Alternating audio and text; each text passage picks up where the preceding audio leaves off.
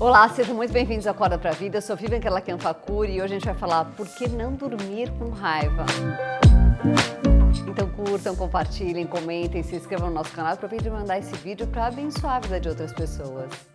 Efésios 4, 26 e 27 diz: se vocês ficarem com raiva, não deixem que isso faça com que pequem e não fiquem o dia inteiro com raiva.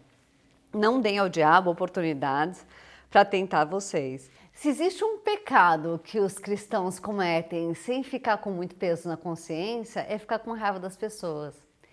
Isso porque muitas vezes a pessoa se sente muito justificada, porque afinal de contas ela está muito magoada e realmente ela pode ficar com raiva dos outros, não tem problema nenhum. Naquele caso, como ela foi magoada, então ela pode ficar com raiva.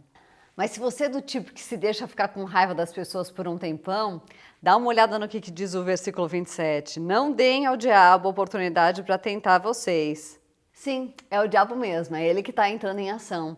E muitas vezes a gente esquece que é assim, com a gente brigando com alguém, ou sei lá, discutindo com alguém e ficando com raiva, que começam as grandes brigas, as grandes guerras, as grandes dissensões. As pessoas se desentendem, né, brigam, ficam lá brigadas e elas acham que é o outro que tinha que vir pedir desculpa e deixam coisa assim, né? Elas acham que elas podem ficar desse jeito e levam a coisa para frente. O diabo é o primeiro, né, a querer convencer os dois lados de que eles jamais devem querer se desculpar ou jamais devem querer fazer as pazes, e sem que a pessoa perceba, ela está fazendo o extremo oposto do que Deus quer. Então, se você é do tipo que fica com raiva dos outros, deixa eu te lembrar de algumas coisas. Em primeiro lugar, é o seguinte: se você se deixa ficar com raiva do outro, você é cristão e você sabe muito bem que Deus não gosta disso e que você devia perdoar e que você não devia ficar assim com ninguém. Então, essa é uma maneira de você dizer: o meu orgulho é mais importante do que Deus para mim. Em segundo, é meio óbvio, mas é sempre bom lembrar, você está pecando. Por mais coberto de razão que você esteja, você não deve ficar com falta de perdão. Então, você está pecando. Vamos lembrar o que diz lá o Pai Nosso, né? Aquele trecho do Pai Nosso? Perdoai as nossas ofensas assim como nós perdoamos a quem nos tem ofendido. Só que como todo mundo lembra, né, tem de cor o Pai Nosso só até o versículo 13, as pessoas muitas vezes não conhecem o que está escrito no 14, né? Mas veja o que é, veja o complemento que traz o 14. O 14 diz o seguinte, ó: porque se vocês perdoarem as pessoas que ofenderam vocês, o Pai de vocês que está no céu também perdoará vocês. Daí no 15, mas se não perdoarem essas pessoas, o Pai de vocês também não perdoará as ofensas de vocês.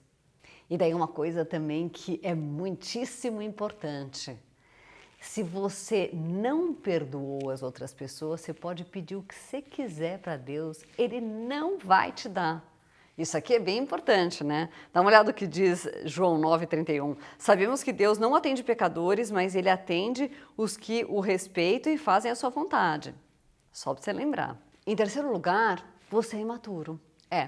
Se você tá com falta de perdão, se você está brigado com alguém e você acha que tudo bem, você é um cristão imaturo, porque um cristão maduro sabe que ele deve fazer as pazes com todo mundo, ele sabe que ele deve obedecer a Deus e não ficar brigado com ninguém.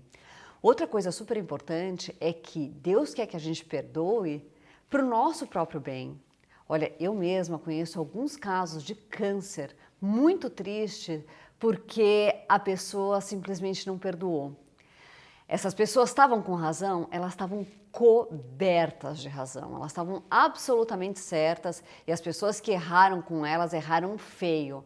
Mas uma delas, por exemplo, até chegou a morrer.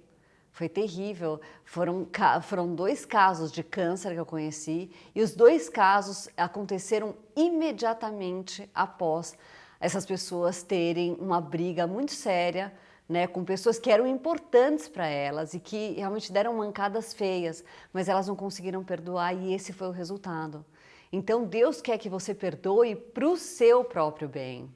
Olha o que diz 1 Coríntios 6:7.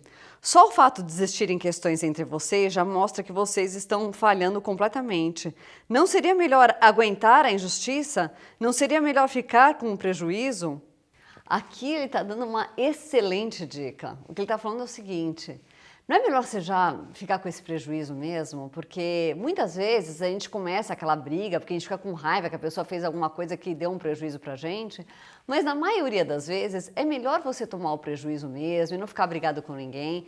Eu mesma já passei por uma situação que eu tive um prejuízo imenso, mas imenso, imenso mesmo. E daí deu confusão, deu aquela briga, deu aquela desavença. E eu me lembro que na época a minha líder falou: ai, Vivian, vai ser ruim, porque eram pessoas que eram da igreja também e que agiram muito, muito mal e que fizeram perder muito dinheiro. E eu lembro que então a minha líder falou: olha, depois no final das contas você vai falar, você vai explicar para as pessoas o que essa pessoa fez e ela vai querer se desculpar e daí vai dar aquela confusão toda. Bom, deu aquela confusão toda. Não ganhamos nada de volta e era melhor ter deixado daquele jeito mesmo, porque pelo menos não dava briga e não dava essa desavença. Então muitas vezes é melhor a gente ficar com prejuízo, né? Até para não causar uma confusão no reino de Deus também, né? Porque as pessoas que estão lá na igreja, elas são pessoas que são importantes para Deus e por mais que elas errem, muitas vezes a gente vai ter que arcar com esses erros mesmo, porque é a melhor coisa para todos os lados, né? É a melhor coisa para todos os lados que não haja briga. Bom, hoje eu vou ficar por aqui, então curtam, compartilhem, comentem, se inscrevam no nosso canal e aproveitem para mandar esse vídeo para abençoar a vida de outras pessoas. Fiquem com Deus!